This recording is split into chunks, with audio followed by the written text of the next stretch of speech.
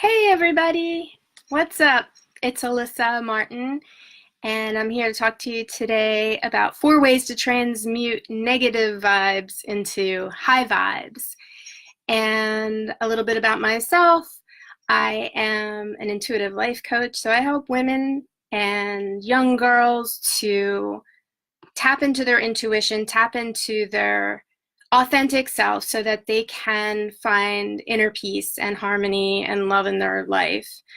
And so 4 ways to transmute the negative into the high vibes. Why? So why do we want a high vibration? And the reason why is because when we are all clenched up in negativity, we are, in talking in terms of energy, we are in a state of resistance, and we're resisting any good that wants to come our way energetically. And so I speak in terms of energy, and I help my clients to talk in terms of that as well, and to start thinking in terms of energy. So to me, when you walk into a room and you can feel the vibe there, and you can feel if people are welcoming or if they're hostile, that's you reading the energy of the room. And we do that when we're looking at the internet. We're looking at Facebook right now. Hopefully you're getting a high vibe from this, even though I'm nervous. I love teaching workshops and having the coaching and having people to talk to, but talking to the computer is something different. So, hey everybody, nice to see you. So before we dive in, I wanted to do a quick reading, which is sort of like a meditation, because it's from Louise Hay's Meditation to Heal Your Life. So if you want to take a deep breath with me and just kind of tune into yourself, kind of get quiet for a moment. This is about transition. And let's hear what Louise has to say. I am in the most wonderful time of transition. I am living in a time of change. It is a time of releasing old, limiting beliefs and learning new ways of thinking. So breathing into that. Loneliness, anger, fear, and pain are all part of the old fear syndrome, and that is what I choose to change. I choose to move from fear into love. I'm learning to go within, and I find that I have the power to change myself and my world. I no longer need to be a victim. I can choose thoughts and beliefs that lead to freedom. I've learned to take responsibility for my life and to respond in ways that empower me and make positive changes in my life. I am willing to change. Breathing that in just for a moment.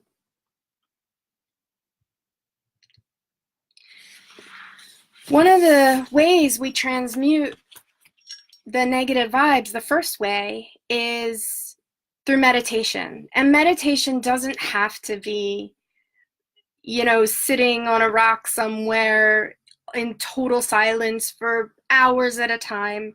If you only have a moment to read something like that and kind of read it and digest it, that's a form of meditation. It's not transcendental meditation, which is a different kind, but it is a form of getting quiet and going within and releasing resistance, tuning into someone else's words that are created to be, Louise Hay does positive affirmations. So these are going to be feeding your brain maybe thoughts that you can't think on your own. And that's really why I got hooked on Louise Hay's work, because now some people say to me, oh, it's easy for you to be happy. Okay, that cracks me up because I have done a lot of work on that. And it's not always easy. I just recently had to say goodbye to one of the loves of my life, my 9-year-old kitty. She was only 9. And woohoo! Anyway, broke my heart. So, of course, I'm not going to go from that right into, oh, joy, peace, love. You don't do that. We're human. We're in this 3D world. We probably came here because there is a full array of emotions to feel here on Earth. And, if they say that heaven is all bliss, then that's all you experience, right? Here on Earth, if we believe that we came here for a purpose, possibly that purpose was to feel the whole array of emotions that we complex creatures feel. And so to kind of do what some people call spiritual bypassing, which is to just say, love and light, love and light. And, that's great when it's authentic. But if you're not feeling it authentically, it's an empowered thing to be able to say to someone when they ask you, how are you doing today? Be authentic, right? And try to say, we are always trying to tell a new story, but there are some people, a new positive story, but there are some people that we can be our authentic selves around, and we know who they are. And if you don't, then you can find out by the way they react when you really tell them how you feel. Maybe I'm having a hard time today. And if they don't support you, well, then maybe you don't go back to that person and tell them you're having a hard time. So this leads me to the way number 2, which is to practice walking intentionally, walking your emotions up the scale. What scale am I talking about? Well, Abraham-Hicks created an awesome scale for us. It's called the Emotional Guidance Scale. You can Google it. And there's many people that have done, representations of it. I prefer to give my clients just the list. Woo, let me get it on screen. And so you can see at the top of the list is joy. That's where you have joy, enlightenment, all these beautiful feelings.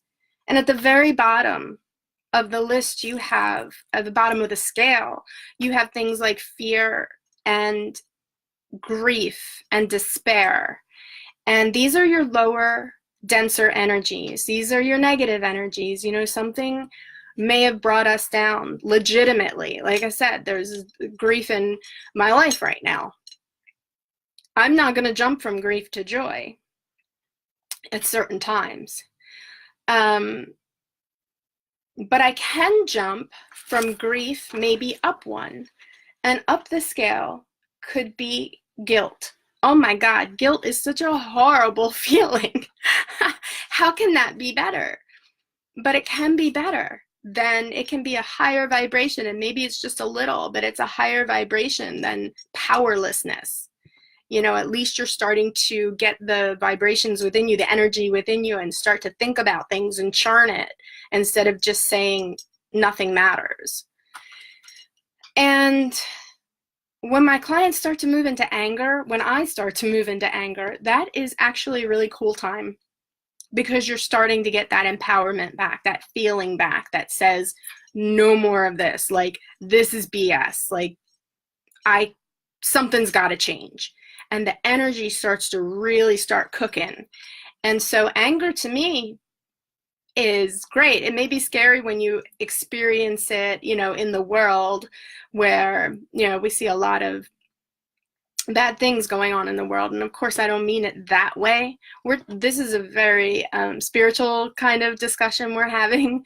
And this is very much based on probably the people listening to this, or that will ever listen to this, are people that are looking for more authenticity in their life and more inner peace in their life. And they're not going to be the ones who are just like out there spewing anger and hateful things. They're probably the people. Oh, I got hearts for that one. Good. I'm glad I'm making sense. Because I never know. It makes sense to me sometimes. But so, when I see someone that I am close to, or one of my clients or myself, that anger has risen up in us, then I know we're on our way up the scale. And then we can, and you don't always have to jump one, you can jump several. It's just hard to jump all the way up. So when you're talking to somebody and they're in anger or they're in frustration and you love and light them, that doesn't feel good to them, and so we want to try to meet ourselves where we're at. You want to meet people where they're at, but we're talking about self-love and self-respect and self-empowerment, and you want to meet yourself where you're at. So many times we just want to dive into the good feelings, and that's okay sometimes. If I did a lot of crying last month, and there were times I said to my husband,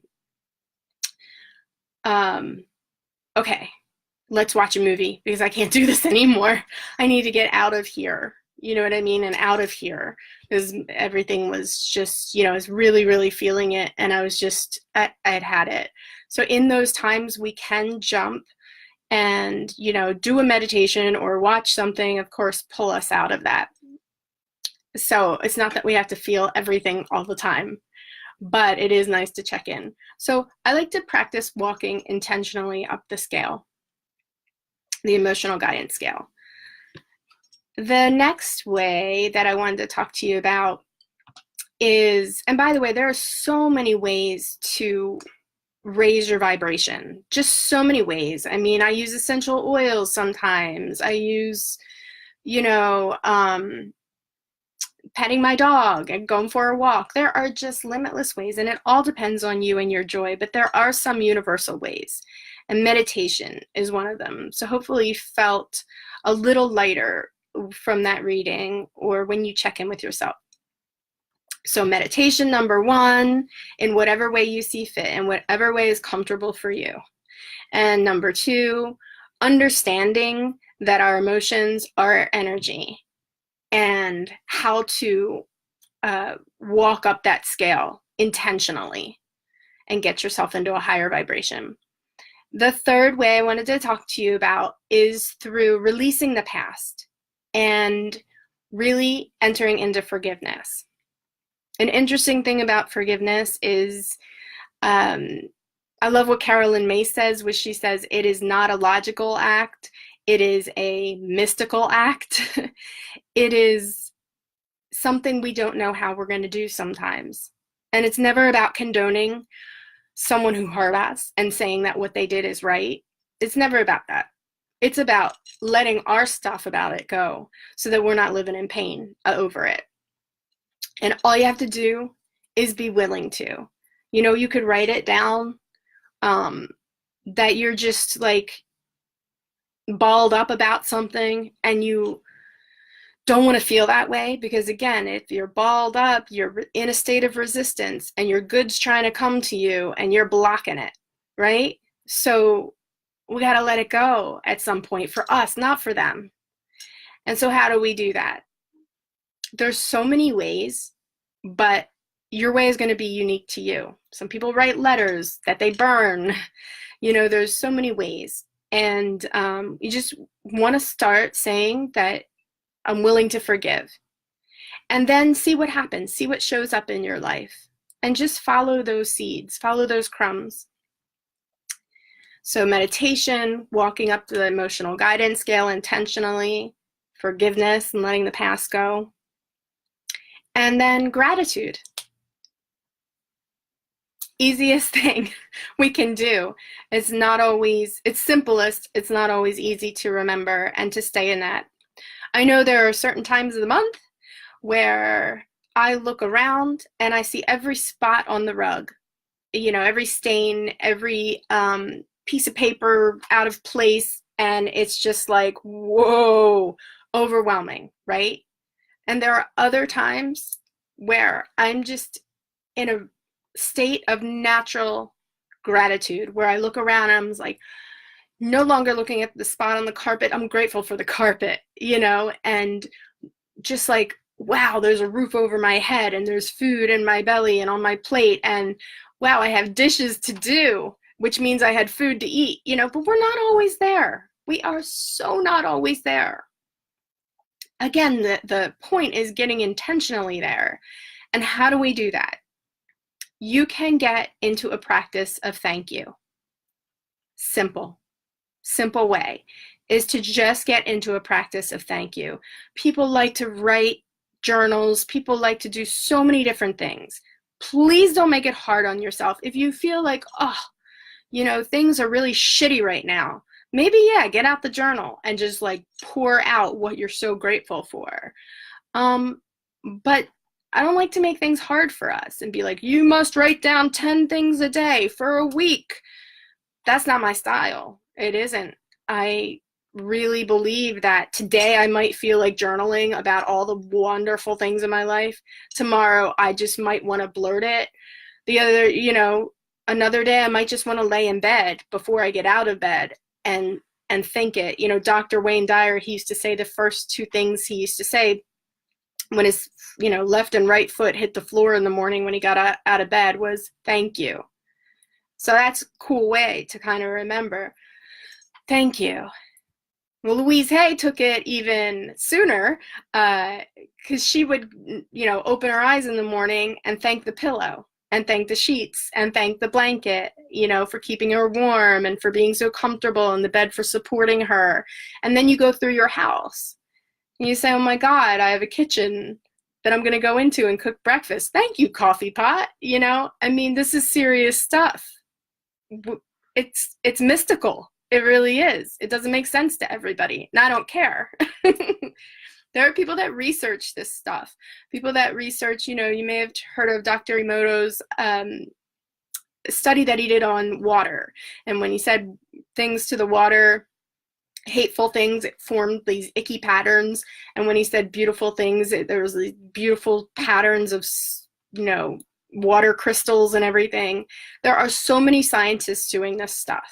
That's just not my style. They can go ahead and do that. I know this stuff because this is what I experience in my life. And I didn't get here all in one day. I've been doing this and researching this stuff, and I've had coaches myself, and I've taken workshops, and I've taken training and certifications, and I've practiced this, and I've watched my life transform, and it was not overnight. I did have some big displays of things that happened, like big things that I was like, whoa, that was amazing. And I still have those, where you jump a leap and you're just like, wow, that is amazing. I was just setting the intention for that, and boom, there was a materialization of it. But not always, definitely not always. And it's a work in progress. And I just want to say that, a lot of kind of motivational speakers will tell you, to think of it in terms of winning the battles. That, don't think about winning the war, think about winning the battles. I don't like to think of things in terms of fighting. I don't like to think of my emotions as being like a fight. So what I would say to you is that, I prefer to think of it in up-leveling your consciousness. So then you broke through another layer, or you popped through another layer of consciousness. And you get there from just keeping with it and following what makes you happy. For me, that is this stuff. This is all I ever want to think about, talk about. And so that's why I started coaching in it and teaching it a few years back, because this is the only conversation I ever want to have. So there's a lot out there to distract us. And so one of the things is a self-study course or a telecourse. And I am having a telecourse in Louise Hay's work. We dig deep into her book, You Can Heal Your Life. You might have it sitting around already. You can see I've totally read mine and marked multiple pages. And I just find it the thing that spoke to me was the ease of it and the simplicity. It just made a lot of sense. So that's why I love Louise's work. I love teaching it, and I love seeing what people experience as a result of that. So I'm going to stop talking. I've been talking for a while, and thank you for the folks that are on and watching, and hello, thanks for joining. The telecourse, I'll just say real quick, is 1 hour a week for 6 weeks. We start next Tuesday night from 6 to 7 p.m. That's Eastern time. We jump on the phone, and there is homework. I like to call it growth work.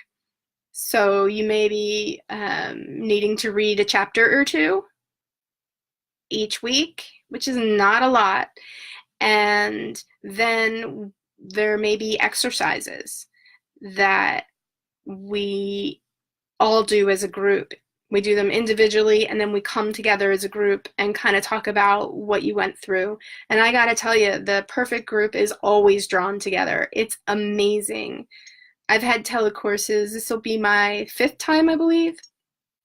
And I'm just always amazed at how the group comes together, because it's not always about me and what I'm saying. It's not about me. Shouldn't say it's not always, but I gather, I facilitate, and I make sure it happens. I put it on and I lead it, but it is so amazing. Each person is having their individual experience, and then when we get on, and I'll get on the call and talk about what people are going through, it is so similar, and each person is there to support each other, and we really create a community basically for those 6 weeks, and it's just really awesome. So I keep the groups small. Again, we start next Tuesday, and if you're interested, let me know, and we'll get you all signed up and ready to go. And if you have any questions or any other subjects you want to know about that I may have studied, I'd be glad to come back and do another one. So, love everybody, and hope you have a great night. Bye.